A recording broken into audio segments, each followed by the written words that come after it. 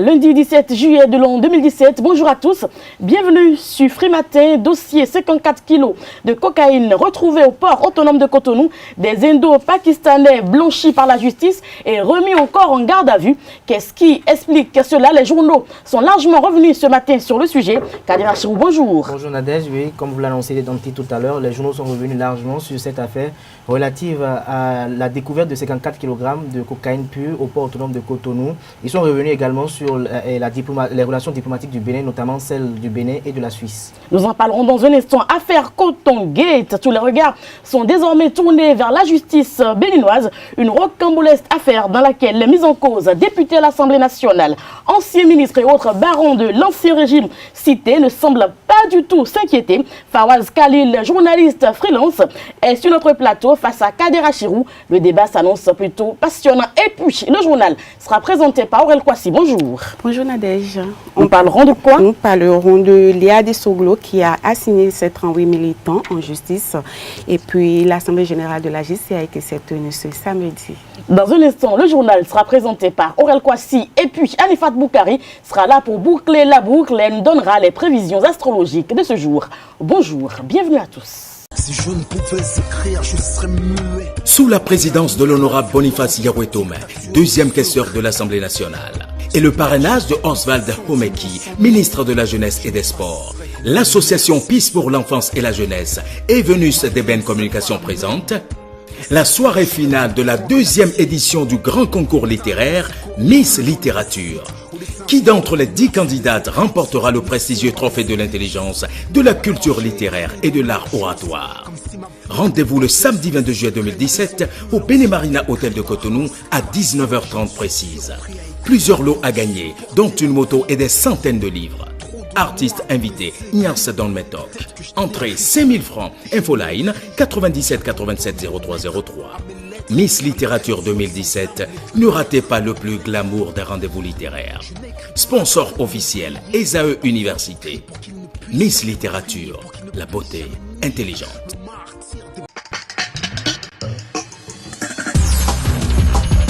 Kader Achirou, à nouveau, bonjour. Bonjour Nadège, bonjour chers internautes. Diplomatie, c'est à la manchette du quotidien national d'information La Nation. L'image du Bénin redorée. Nous passons à l'informateur qui nous informe de la gouvernance sociopolitique au Bénin. Patrice Talon a changé la donne. Toujours à la une du quotidien national d'information générale L'Informateur. Rebondissement dans la crise à la renaissance du Bénin. Léa Desoglo passe à l'offensive et assigne les dissidents à la justice. Le confrère de la matinée, Bénin, rebondissement dans l'affaire 54 kg, l'État manipulerait-il l'Ocertide pour maintenir l'Indo-Pakistanais en prison? C'est une grosse interrogation à la une du journal. Les 4 vérités, ambition d'un proche du chef de l'État pour les législatives et contrôle de la mairie de Ouida. Mission périlleuse pour Célestine Adjanaron. Les frondeurs peinent à s'entendre. L'ombre de Séverin Adjovi dérange. Nous passons actuellement à l'Actu Express qui titre en manchette « Hypothéqué du développement de Ouida par les ambitions législatives d'un proche de l'exécutif, Célestine Adjanaron en mission impossible ». Nous passons à la diaspora de Sabah. Discours habituel du PR devant les chefs d'État étrangers. Patrice Talon traîne l'image du Bénin dans la boue. Nouvelle mutation après la décision de la Cour d'appel de Cotonou qui blanchit l'Indo-Pakistanais dans l'affaire montée des 54 kg. L'Ocertide se rebelle contre une décision de justice. Matin libre à présent, gestion des résultats des audits de la filière coton. Ça sent du 2 poids 2 mesures. Des membres d'une même commission citée, d'autres laissés. Microcrédit version talon, toujours à la une de Matin libre, du social ou du business. C'est une grosse interrogation à la une du journal, car 8,% d'intérêt plus 995 CFA par mois sur les 50 000 francs CFA. L'Indépendant en manchette titre, bien que le nom de Yahi soit associé à leur tournée de distraction et de mensonges, les FCB humiliés, rejetés et abandonnés par les populations de Parakou. L'économiste, production du coton en Afrique de l'Ouest, le Bénin prend la troisième place. Toujours à la une de l'économiste. Développement économique, le tourisme, facteur de la croissance. Nous passons à présent Au quotidien Le Matinal qui titre en manchette « Grand chantier sur le nouveau départ, pourquoi les Béninois doivent patienter ».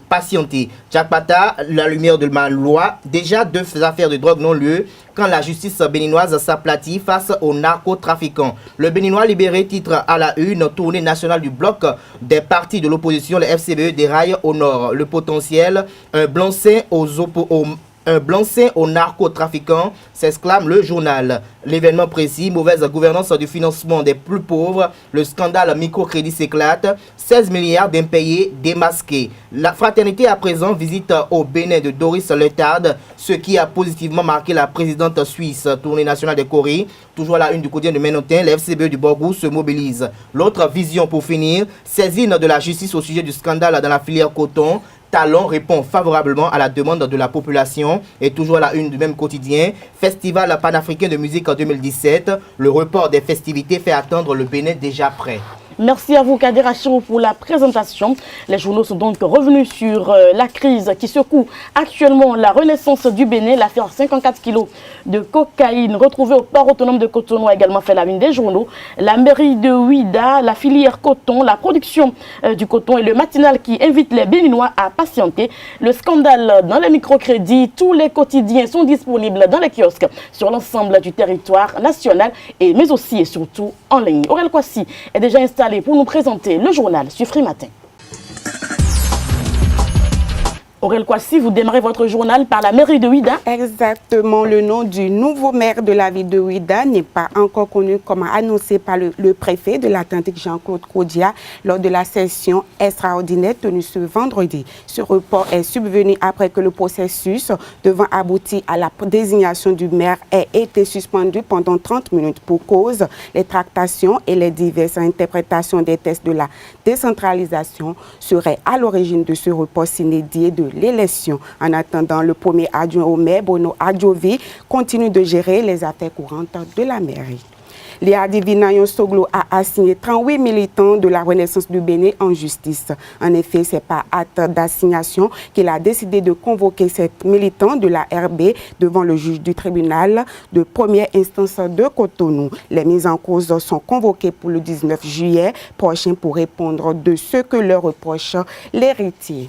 Améliorer et harmoniser le processus d'affiliation des membres de la Jeune Chambre internationale est l'objectif visé par la JCI Bénin. Dans ce cadre, une assemblée générale s'est tenue ce samedi. Une assemblée générale qui a connu l'entrée de 7 membres suivant respectivement le président de la JCI Bénin, Sika et quelques récipiendaires à l'issue de cet événement. Avec grand honneur, on a suivi le processus d'affiliation avec les différents modules de formation qu'on a suivis. Ce sont des modules qui nous ont permis de mieux connaître l'organisation, de savoir ses règles, ses croyances, d'adopter sa philosophie. Et on peut dire que le processus d'affiliation nous a permis aujourd'hui de savoir que nous avons 3 choses à offrir à l'organisation: notre engagement, notre temps et puis des sacrifices. C'est ce qu'on a offert à la Jeune Chambre internationale, puisque la Jeune Chambre internationale a pour mission de travailler à impacter la communauté. Et c'est pour impacter la communauté que nous devons travailler à accroître l'effectif. C'est la raison pour laquelle ce soir, nous avons été intronisés nouveaux membres de la Jeune Chambre internationale et de l'OL Abomey Calavi Sika. Mes impressions sont grandes, sont vives. Je pense que c'est une grande joie. Après 14 modules de formation, nous sommes arrivés au bout de notre chemin. Nous sommes aujourd'hui accueillis en tant que membres de la JCI Abomey Calavi Sika et nous sommes demandés à faire le chemin avec eux en nous engageant davantage dans la mission communautaire, beaucoup plus pour ce qui concerne la communauté d'Abomey Calavi et autres. Être des citoyens nobles, être toujours au service de notre société. Aujourd'hui, nous avons procédé à la croissance de notre organisation en accueillant des nouveaux membres au sein de l'organisation. Ils sont au nombre de 7 membres nouvellement intronisés aujourd'hui. La mission, c'est d'être l'ambassadeur des jeunes citoyens actifs dans la communauté, d'aller détecter les problèmes de la communauté à qui ils vont apporter des solutions pour accompagner, pour prouver leur citoyenneté. L'organisation, sa mission est d'offrir aux jeunes gens des opportunités de développement qui leur permettront de créer des changements positifs. C'est-à-dire, cette organisation donne des capacités, des qualités aux jeunes. Les membres du comité d'organisation du 150e numéro de Café Média Plus ont entretenu les journalistes sur les préparatifs actuellement en cours pour marquer ce numéro plutôt spécial. Jean-Baptiste Ronguet, invité sur CMP, qui a fait une analyse générale sur l'actualité politique au Bénin. Suivez plutôt. C'est dans une ambiance conviviale que les membres du comité d'organisation du 150e numéro de Café Média Plus ont entretenu les journalistes sur les préparatifs actuellement en cours pour marquer ce numéro plutôt spécial. Au menu des discussions libres et ouvertes avec des invités de qualité, des communications pertinentes et des séances de formation à l'endroit des étudiants en journalisme. Avant tout propos, les organisateurs ont rappelé les objectifs de Café Média Plus. Café Média permet aujourd'hui aux jeunes générations, surtout les étudiants en formation dans les écoles, de rencontrer les aînés qui viennent ici et pour échanger, pour apprendre comment le travail se fait. C'est toujours de discuter librement, en toute convivialité, comme nous avons l'habitude de le faire ici. Donc vous verrez bien que c'est toujours les mêmes discussions, l'ouverture, toujours les invités autour d'un thème précis. Et aussi, un autre objectif de ce 151e numéro, nous voulons aussi profiter pour, nous lançons un clin d'œil à tous les étudiants en journalisme et les professionnels des médias qui seront présents, parce qu'ils seront outillés. Jean-Baptiste Ronguet, président du parti AAR, a également pris son café avec les journalistes. Il a abordé plusieurs sujets relatifs à l'actualité nationale. Des microcrédits version talon au scandale concernant la construction du siège de l'Assemblée nationale. L'invité a donné sans détour sa version des choses. La politique pour nous, ce n'est pas pour s'enrichir. La politique pour nous, c'est de changer quelque chose, c'est de servir notre nation. C'est de faire en sorte que la femme qui va accoucher dans un village où le centre hospitalier est à 5 km, que ce centre se rapproche de son village. C'est de faire en sorte que lorsqu'on vient en politique, on vient pour servir la nation et non pour se servir. C'est la philosophie qui nous anime maintenant. C'est la philosophie que nous avions toujours défendue. C'est la philosophie que nous voulons faire passer dans l'opinion publique nationale. La réputation de Café Média Plus dépasse les frontières nationales et les initiateurs débordent d'énergie pour offrir des échanges fructueux au public.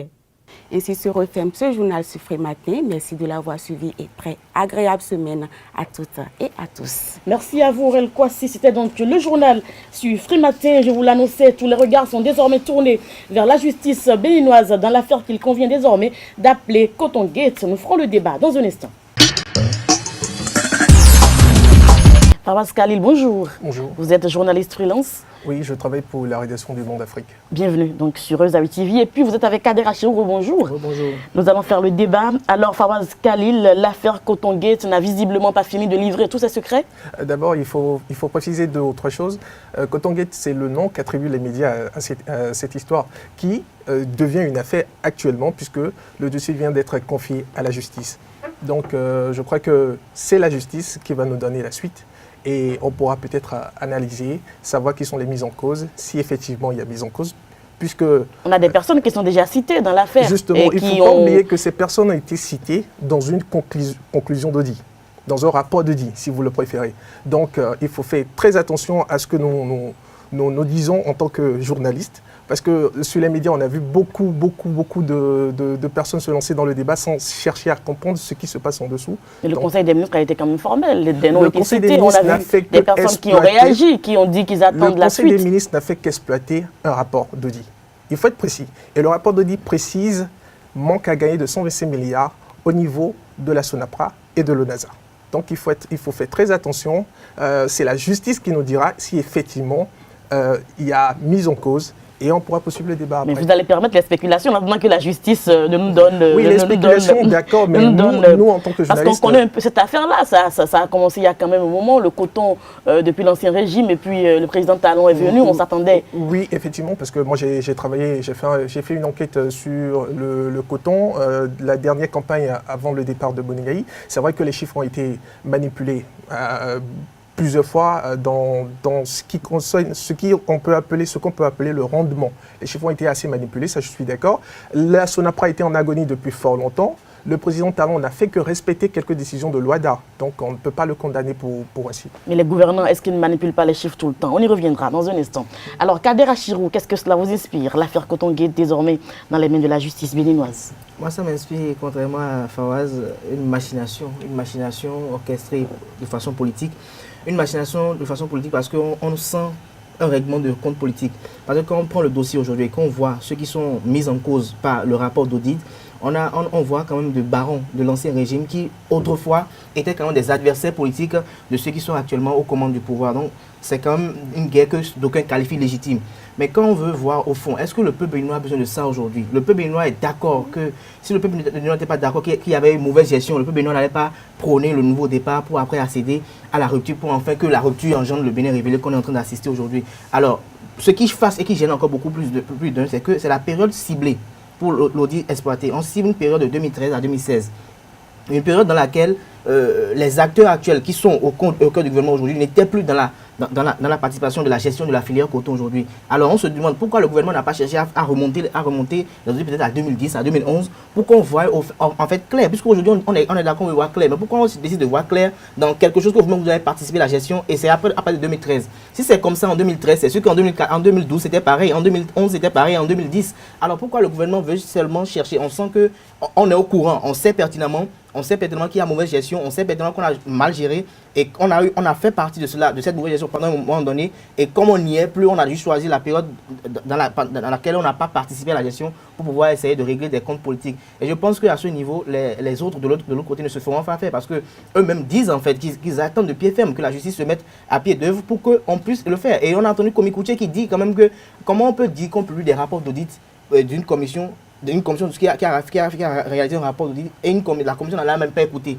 Comment on peut citer les noms de telle personne? Une personne que vous n'avez même pas écoutée, vous n'avez même pas auditionné et vous citez son nom dans un rapport d'audit. Si ça ne frise pas, même, je me demande si le cabinet madame n'est pas manipulé. Si le cabinet n'est pas manipulé, parce que comment vous pouvez citer le nom de certaines personnes vous n'avez même pas écouté, vous n'avez même pas cherché à savoir quelle est sa part de vérité dans la situation que vous auditez aujourd'hui. Là, ça pose vraiment un problème. Fawaz Khalil, une guerre de personnes. D'après vous, pourquoi les autorités qui sont citées ne semblent pas du tout s'inquiéter? D'abord, permettez-moi de revenir rapidement sur la réaction de mon confrère, que je qualifie de réaction subite.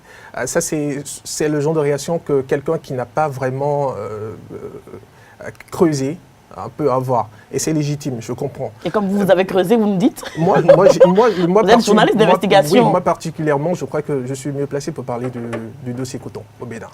Et je vous l'ai dit tout à l'heure que dans ce dossier, les chiffres ont été manipulés plusieurs fois. Vous allez voir que c'est tout récemment quand j'ai vu à la une d'un journal ce matin où on titrait que le Bénin occupait la 3e place sur le point le niveau rendement au niveau de l'Afrique de l'Ouest. En 2000, parlons des années antérieures, il n'y a que 5 pays qui sont concernés par la production de coton en Afrique de l'Ouest. D'accord? Et autrefois, le Bénin, qui avait une performance assez éloquente, a reculé. Et quand je parle de reculer, c'est de façon dramatique, puisque nous sommes revenus à la 4e place et on était tout juste devant le Niger, ce qui n'était pas le cas il y a quelques années. Donc il faut dire qu'effectivement, ça ne va pas dans le coton, mais moi je reste toujours... Mais c'est à partir de 2013 que ça ne va pas? Moi je reste toujours, excusez-moi, moi je reste toujours conforme à ce que j'entends. Les informations qui sont à mon niveau. Est-ce que vous croyez maintenant, 3e, vous en avez parlé? Non, le 3e, comme je vous l'ai dit, 3e, c'est peut-être pour arranger un peu l'image, puisque nous savons que la campagne cotonnière qui vient de s'écrouler aussi, ce n'était pas vraiment la meilleure performance. Est-ce que ce n'est pas le problème de climat aussi qui se pose au Bénin? Je crois qu'il y a beaucoup d'explications par rapport à ça. Pas forcément le problème de climat. Vous savez, prenons par exemple une structure comme la Sonapra, qui est la Société nationale pour la promotion agricole, au fait. C'est vrai, l'emblème, c'est le coton. Mais la Sonapra ne devait pas que s'occuper du coton. Exactement. Bien sûr. Bon, maintenant, nous avons fait du coton, notre or blanc, c'est tout le monde qui en fait aujourd'hui. Et aujourd'hui, nous avons un problème de production. Les terres, on appauvrit nos terres, justement. Donc, il n'y a plus tellement le rendement d'autrefois. Et on devrait peut-être s'intéresser à d'autres filières, c'est le moment.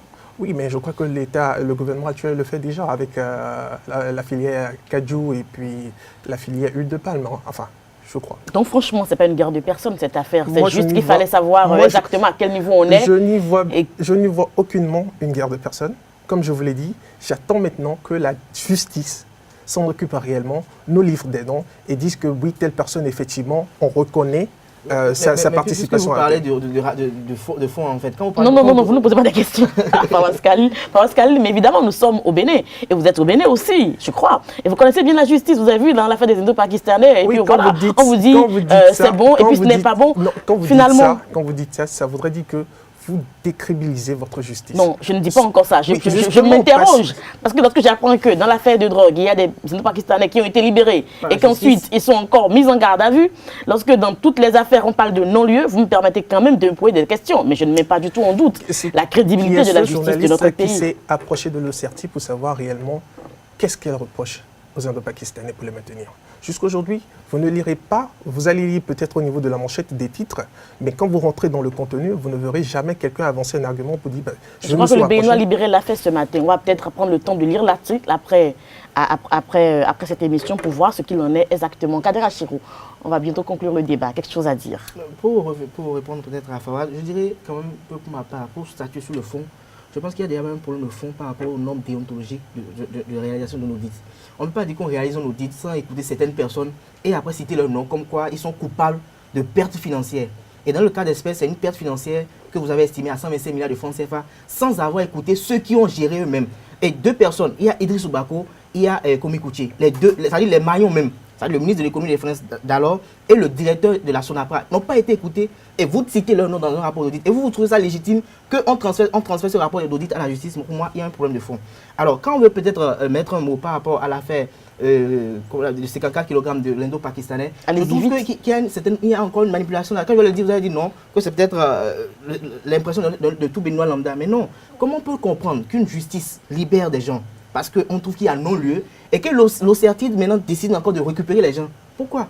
On sent quand même une force, c'est-à-dire on veut forcer quand même à maintenir les gens. Pourquoi ça se passe? Dans la journée, on aura des éclaircissements par rapport à cela et puis on va se rapprocher de l'OCRTI pour comprendre pourquoi, puisque nous sommes des journalistes. Faraz Khalil, avant de vous laisser partir, pourquoi les personnes qui sont citées ne semblent pas s'inquiéter dans cette affaire coton? Je reviens sur ma question. Oui, mais justement, vous parlez de qui quand vous dites les personnes qui sont citées? Idriss Oubako, Komi Kouché, on les a vus ils ont réagi, ils ont dit qu'ils... Vous savez, pour ma petite enquête, je me suis rapproché d'un proche collaborateur de Boniaï il y a juste quelques jours, et il m'a dit normalement, ce n'est pas à eux de s'inquiéter. La période citée par l'audit, il y avait quelqu'un qui dirigeait la commission coton à l'époque, c'est Valentine Janota. Et vous allez voir, depuis que ce dossier a commencé par intéresser les médias, il n'y a que lui qui sort pour le moment. Tout le reste, ce n'est pas personne interposé. Vous ne les verrez jamais comme ça s'exprimer. Tout simplement parce qu'on considère que c'est Valentine Genotin qui peut répondre à ces préoccupations-là. Et c'est ce qu'il est en train de faire actuellement. Donc ne demandez pas aux autres de sortir subitement, sinon ce serait comme si... Je dis, ils semblent ne pas s'inquiéter, parce qu'ils sortent, ils disent simplement qu'eux, ils ne s'inquiètent pas. On a vu un message de Komi Kouché qui a été diffusé largement, qui dit évidemment qu'il ne s'inquiète pas. Idriss Oubako qui dit qu'il attend simplement et c'est ça, les autorités... C'est ça je tente de vous expliquer. Ce n'est pas des gens qui font, parce qu'on a parlé, ils doivent sortir. Ils se concertent. Et il a été décidé à leur propre sein que celui qui a dirigé la commission durant cette période, c'est à lui normalement de répondre aux questions qui sont posées actuellement. Donc je crois que c'est ce qu'ils sont en train de faire. Et maintenant, comme je vous le dis, si la justice décide de poursuivre Komi Kouché, là, individuellement, je crois qu'il pourra sortir et vous dire s'il s'inquiète ou pas. D'accord, merci à vous Faraz Khalil, on vous aura compris. Merci d'avoir fait le débat avec nous. Vous étiez face à Kader Achirou. Merci, c'était le débat à suivre matin. Nous allons à présent détendre un peu l'atmosphère et suivre les prévisions astrologiques avec une très belle dame, Anifat Boukari. Anifat Boukari, bonjour. Bonjour Nadège, bonjour à toutes et à tous. Voici ce que nous révèlent les astres en ce début de semaine. Bélier, aujourd'hui, vous désirez voir vos proches et profiter d'eux un maximum. Taureau, les astres vous aideront à tisser une relation de connaissance professionnelle. Gémeaux, certaines choses vous énerveront. Tentez de faire passer vos messages en douceur. Cancer, beaucoup de choses vous rendront nerveux. Cancer, beaucoup de choses vous rendront nerveux. Lion, ce jour vous permet d'avoir le dernier mot dans vos échanges. Vierge, aujourd'hui, vous afficherez une posture totalement décomplexée. Balance, vous vous aventurez dans des situations inconnues. Scorpion, une surprise vous attend certainement ce lundi.